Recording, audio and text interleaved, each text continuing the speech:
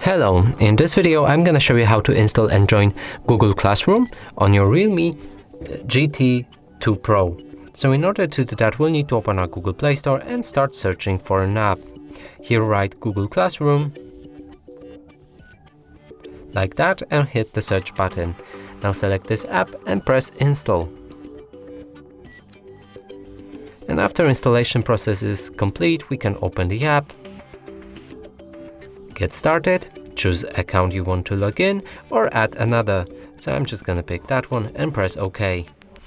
Now press this plus button and select join class. Here enter the class code which you should be provided with, and after doing so, press join again. And that's it for this video. Hope you like it. Please consider subscribing to our channel, leave a like and a comment below.